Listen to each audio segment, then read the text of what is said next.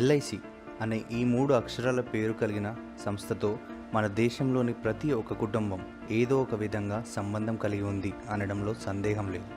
మీకు నమ్మశక్యంగా లేకపోతే ఈ వీడియో పూర్తిగా చూశాక మీరే ఆలోచించండి, నిజమా కాదా అని. ఎల్ఐసితో మన రిలేషన్ కేవలం పాలసీతోనే లేదు. మీరు ఒకవేళ ఉద్యోగి అయితే మీ కంపెనీ ఎంప్లాయీస్ గ్రాట్యుటీ అమౌంట్ ఎక్కడ ఇన్వెస్ట్ చేస్తుందో కనుక్కోండి. మన దేశంలో most of the corporate companies, ప్రభుత్వ సంస్థలు ఎల్ఐసిలోనే గ్రాట్యుటీ, సూపర్ యాన్యుయేషన్ అమౌంట్స్ ఇన్వెస్ట్ చేస్తున్నాయి. ఒకవేళ మీరు జన్ధన్ యోజన అకౌంట్ కలిగి ఉన్నవారైతే మీ రూపే కార్డ్ మీద ఉండే 30,000 బీమా కూడా ఎల్ఐసి ద్వారానే అందించబడుతుంది. లేదా మీరు ప్రధానమంత్రి జీవన్ జ్యోతి బీమా యోజన కింద 2 లక్షల బీమా కలిగి ఉన్నారా, అది కూడా ఎల్ఐసి నుండే క్లెయిమ్ పేమెంట్ అవుతుంది. తెలంగాణ రైతులకు ఇచ్చే రైతు బీమా కూడా ఎల్ఐసి నుండే క్లెయిమ్ పేమెంట్ అవుతుంది. ఇలా ప్రధానమంత్రి జన్ధన్ యోజన అకౌంట్ కలిగి ఉన్న సాధారణ వ్యక్తుల నుండి ఇండియాలో ఉన్న బ్యాంక్స్, పెద్ద పెద్ద కార్పొరేట్ కంపెనీస్లో ఇన్వెస్ట్మెంట్ ద్వారా ఎల్ఐసి ఎన్నో కోట్ల కుటుంబాలకు డైరెక్ట్గానో లేదా ఇండైరెక్ట్గానో ప్రభావితం చేస్తుంది. ఈరోజు మనం ఈ ఇన్సూరెన్స్ దిగ్గజమైన ఎల్ఐసి గురించి పూర్తి వివరాలు తెలుసుకుందాం. ఈ వీడియో ఎల్ఐసితో రిలేషన్ ఉన్న ప్రతి ఒక్కరికి షేర్ చేయండి. మన దేశానికి స్వాతంత్రం రాకపూర్వం బ్రిటిష్ వాళ్ళు స్థాపించిన వందల కొలది ఇన్సూరెన్స్ కంపెనీస్లు ఉండేవి. కానీ వాళ్ళు భారతదేశ పౌరులని సెకండరీ సిటిజన్స్ లాగా చూసేవారు. లైఫ్ ఇన్సూరెన్స్ తీసుకునే వాళ్ళకి బ్రిటిష్ వాళ్ళకైతే ఒక రకమైన ప్రీమియం ఉండేది, మన దేశ పౌరులకి ఎక్కువ ప్రీమియం వసూలు చేసేవారు. 1870వ సంవత్సరంలో బాంబే మ్యూచువల్ లైఫ్ అష్యూరెన్స్ అనే సంస్థ మొట్టమొదటిసారిగా మన భారతీయులచే మొదలుపెట్టడం జరిగింది.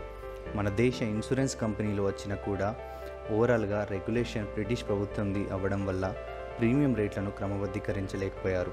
అయితే 1947లో భారతదేశానికి స్వాతంత్రం వచ్చిన తర్వాత ఇబ్బడి ముబ్బడిగా ఉన్న ఇన్సూరెన్స్ కంపెనీలను వ్యవస్థీకరించే ప్రయత్నంలో 1956వ సంవత్సరంలో అప్పుడున్న 245 ఇన్సూరెన్స్ కంపెనీలు ప్రావిడెంట్ ఫండ్ కంపెనీలను జాతీయం చేసి వాటన్నిటినీ కలిపి life insurance corporation of India అనే దిగ్గజ కంపెనీని ఏర్పాటు చేశారు.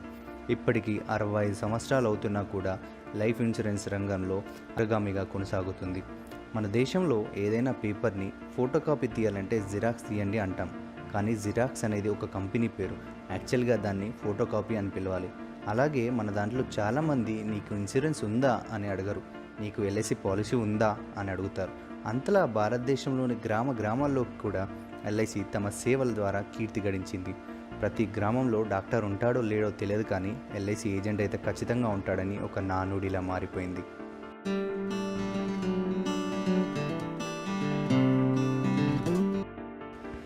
దేశంలో ఎల్ఐసికి 8 జోనల్ ఆఫీసులు, 113 డివిజన్ ఆఫీసులు, 2048 బ్రాంచ్ ఆఫీసులు, 1526 శాటిలైట్ ఆఫీసులు, 1178 మినీ ఆఫీసులు ఉన్నాయి. ఇందులో చాలా వరకు సొంత బిల్డింగ్సే. అంతేకాదు ముంబైలో ఉన్న ఎల్ఐసి హెడ్ ఆఫీస్ బిల్డింగ్లో ఉన్న పెయింటింగ్స్కి కొన్ని వందల కోట్ల వాల్యూ ఉంటుందని ఒక అంచనా.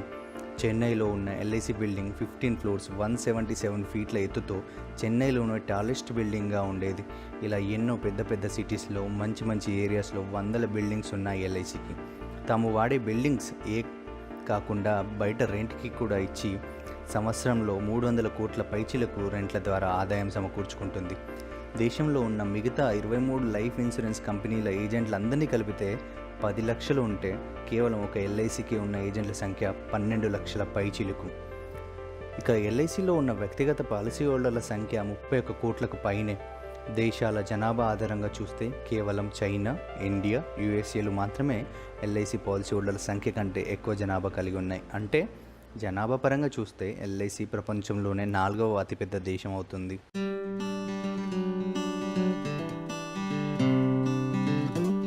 మనకి ఎల్ఐసి అంటే కేవలం లైఫ్ ఇన్సూరెన్స్ కంపెనీ అనే తెలుసు.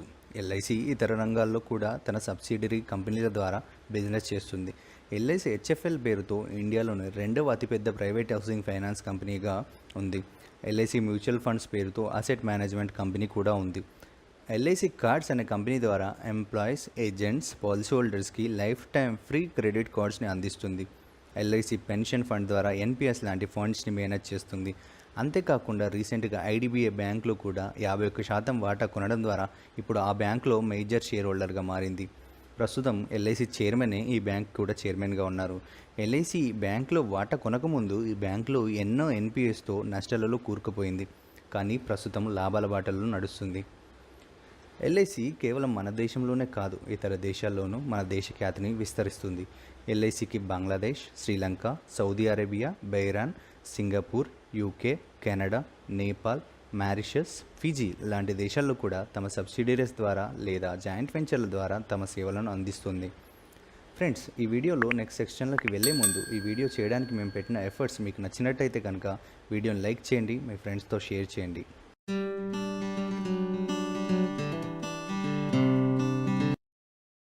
ఏదైనా ఇన్సూరెన్స్ పాలసీ తీసుకున్నప్పుడు ఆ ఇన్సూరెన్స్ కంపెనీ యొక్క సాల్వెన్సీ రేషియో చూడాలని అంటారు. కానీ ఎల్ఐసి విషయంలో అది చూడాల్సిన అవసరమే లేదు. ఎందుకంటే ఎల్ఐసి యాక్ట్ 1956లోని సెక్షన్ 37 ప్రకారం ఎల్ఐసిలో ఉన్న పాలసీ అమౌంట్ ఇంక్లూడింగ్ బోనస్ ఒకవేళ ఎల్ఐసి పేమెంట్ చేయలేని పరిస్థితుల్లో ఉంటే ఆ అమౌంట్ ఎంతైనా సరే గవర్నమెంట్ ఆఫ్ ఇండియా పేమెంట్ చేస్తుంది. మరియు దీనికి ఎటువంటి లిమిట్ లేదు. అంటే ఎల్ఐసి నుండి మనకు వచ్చే డబ్బులు మన కరెన్సీ నోట్తో సమానం అన్నమాట.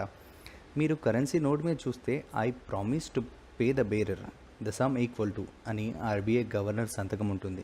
అంటే దానికి పూర్తి వాల్యూ చెల్లించడం తన బాధ్యత అని సెంట్రల్ గవర్నమెంట్ తరపున ఆర్బీఐ గవర్నర్ సైన్ చేస్తాడు. సో మన కరెన్సీ నోట్కి ఈక్వల్గా ఎల్ఐసి పాలసీ ఉందన్నమాట.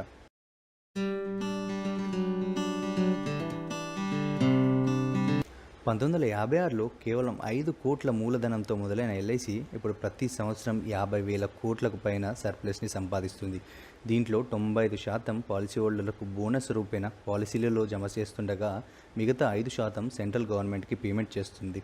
1956లో కేవలం 5 కోట్ల పెట్టుబడి పెట్టిన సెంట్రల్ గవర్నమెంట్ ప్రస్తుతం ప్రతి ఏటా 2,500 కోట్ల సర్ప్లస్ అమౌంట్ని తీసుకుంటుంది. అంటే పెట్టిన పెట్టుబడికి 500 రెట్లు ప్రతి ఏటా తీసుకుంటుంది. ప్రస్తుతం ఎల్ఐసి ఆస్తుల విలువ 31 లక్షల కోట్లు. ఇది ప్రపంచంలో ఉన్న 70% దేశాల జీడిపి కంటే ఎక్కువ.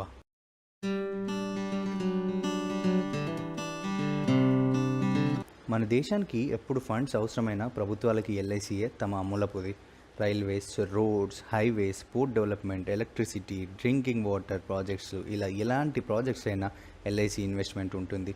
12వ పంచవార్షిక ప్రణాళికలో ఎల్ఐసి సంవత్సరానికి 3.5 లక్షల కోట్ల మేర కంట్రిబ్యూట్ చేసిందంటే మన దేశానికి కావాల్సిన ఇన్ఫ్రాస్ట్రక్చర్ డెవలప్మెంట్లో ఎల్ఐసి ఎంత కీలక పాత్ర పోషిస్తుందో అర్థం చేసుకోవచ్చు. రీసెంట్గా రైల్వేస్కి 1,50,000 కోట్ల రూపాయల లోన్ రూపంలో ఇవ్వడం జరిగింది.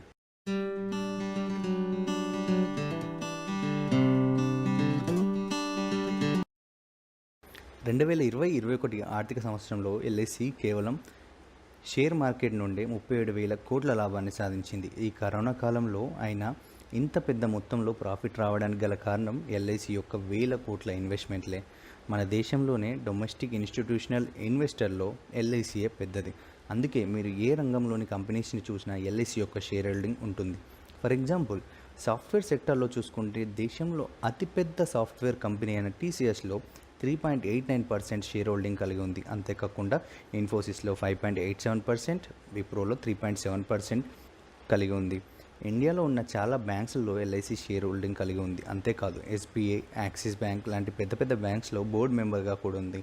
ఎస్బీఐలో 9.25%, బ్యాంక్ ఆఫ్ బరోడాలో 4.61%, పంజాబ్ నేషనల్ బ్యాంక్లో 7.63%, కెనరా బ్యాంక్లో 8.11%, యాక్సిస్ బ్యాంక్లో 8.19%, ఐసిఐసిఐలో 8.23%, హెచ్డిఎఫ్సిలో 3.39% షేర్తో ఇలా ఆల్మోస్ట్ అన్ని ప్రైవేట్ ప్రభుత్వ రంగాల బ్యాంక్స్లో షేర్ హోల్డింగ్ కలిగి ఉంది.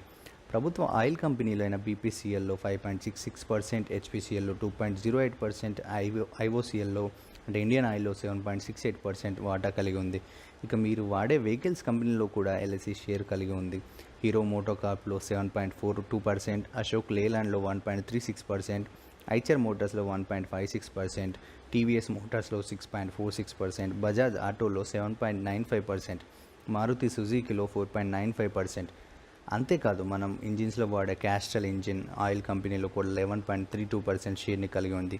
ఇక Aashirvaad salt, Sunfeast biscuit, వింగో chips తయారు చేసే ఐటీసీలో 16.25% షేర్ ఉంది. బ్రిటానియా కంపెనీలో 4.31%, హిందుస్థాన్ యూనిలివర్లో 3.43%, నెస్లేలో 1.9% షేర్ హోల్డింగ్ ఉంది. ఇక దేశంలో అతిపెద్ద ఇన్ఫ్రాస్ట్రక్చర్ కంపెనీ అయిన ఎల్ఎన్టీలో 13.9% షేర్ కలిగి ఉంది. ఇలా ప్రతి సెక్టార్లో దాదాపు 200 పైన కంపెనీలలో ఎల్ఐసి తమ ఇన్వెస్ట్మెంట్లను కలిగి ఉంది.